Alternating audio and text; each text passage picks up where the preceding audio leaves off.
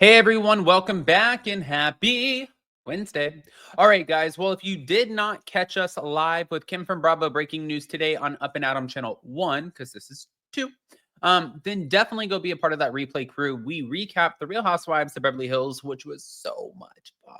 But now we got some ish to talk about because it looks like our girl Teddi is struggling, which, I mean, you had an affair behind your husband's back. You got busted by the guy who you were sleeping with's wife. She told your husband, and now your whole world has turned upside down. But her career is thriving. So I could see the struggle there. We're going to break it all down, plus some Erica Jayne Sutton stuff. But before we do, if you guys haven't already, go ahead, pop off in the comment section. If you're not subscribed, get subscribed.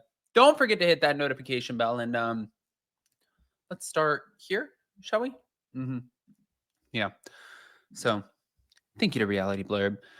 These have been the best few months for the Real Housewives of Beverly Hills alum Teddi Mellencamp. Not only is she, well, they're saying, I think they haven't been the best few months, but not only is she going through a divorce from Edwin, but she also has been accused of having a lengthy affair with her horse trainer.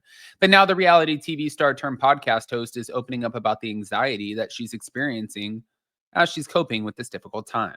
So as we all know, Teddi and Edwin, they got married back in 2011. They have 3 kids and the youngest is only 4. So sadly, they filed for divorce in November and they listed their date of separation as October 20th. But since then, she's been photographed with the horse trainer she's been accused of having the affair with.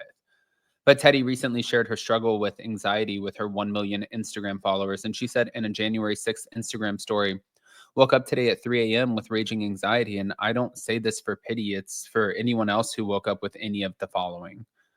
But the former Beverly Hills star then went to list some of the symptoms of her anxiety, including trouble concentrating or making decisions, experiencing nausea and abdominal distress, having heart palpitations, sweating, trembling, shaking, trouble sleeping, having a sense of impending danger, panic, or doom.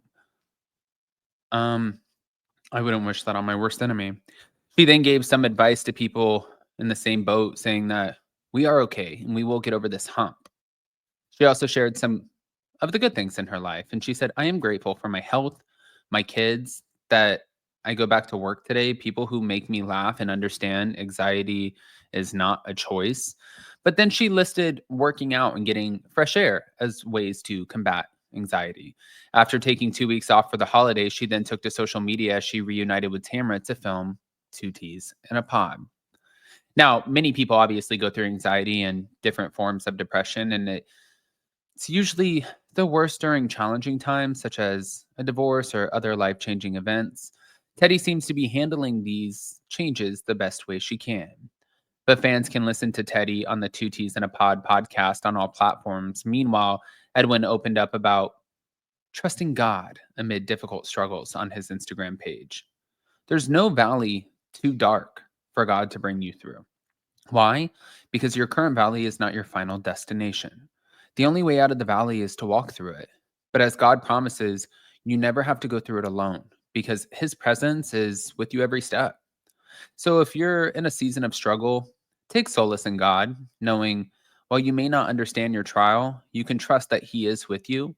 Your situation may feel hopeless, but with God, there's always hope. Now, even though I walk through the darkest valley, I will fear no evil, for you are with me. Your rod and your staff, they comfort me, is what he said. Wow. Again, going back to it, I don't have to be a huge fan of anybody to exercise empathy and understand that people struggle and you don't wish that. Now, this is clearly, in my opinion, it is self-inflicted. Like, she is dealing with emotions of her actions.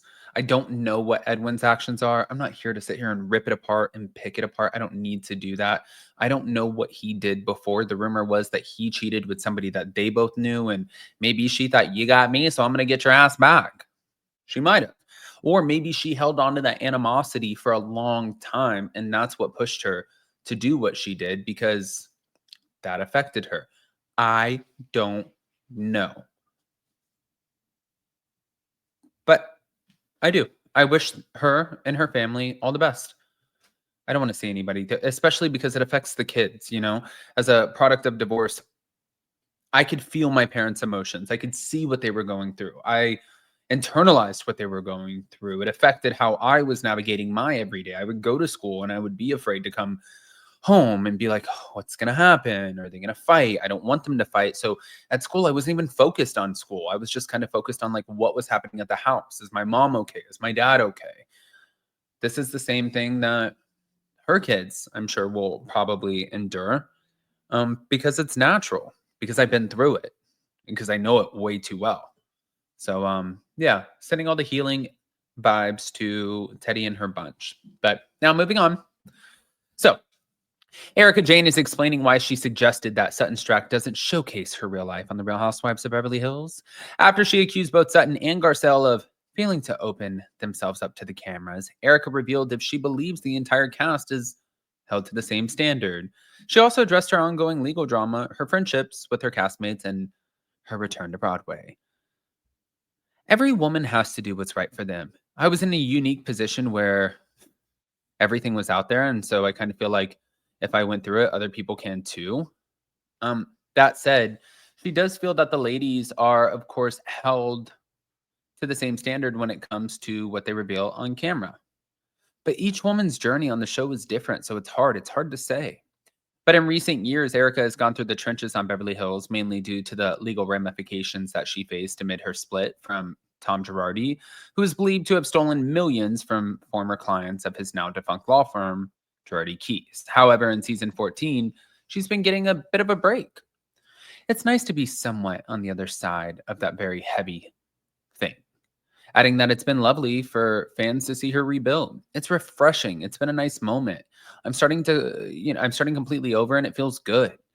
Now, after 9 years on the show, Erica said she's definitely formed deep relationships with her co-stars. It's a unique experience in that we're sharing our lives with each other and on television. So it's different friendships and they bind a little bit deeper. You really can't talk about it unless you've been through it together. But as for her upcoming return to Broadway as Roxy Hart, Erica said that she begins her new run on January 20th and will continue performances through February 9th. It's exactly 5 years to the day that I opened, and now I'm back. It's a completely different Erica because I've gone through a lot the last 5 years, and I think that when you deliver some of these lines, the monologue hits a little differently. She's got a little bit more dirt under her nails. Now, also on the episode, Erica addressed her new podcast with Teddi, Diamonds in the Rough, and she said, "So I stepped in to help recap OC, and then Teddi and I had so much fun that we decided to keep the conversation going, and we had Diamonds in the Rough, and we cover things happening in our lives, and it's a nice conversation between friends." I like that. I do. And I do want to see more and how they open up. I mean, obviously, if they say something, silly that the fans are not going to agree with, then the fans are going to hold their feet to the fire. So be careful. But we all know that. And also for Erica being on TV right now, she knows that more than anyone. I don't know what this is, this little Superman thing that's going on, but that's okay.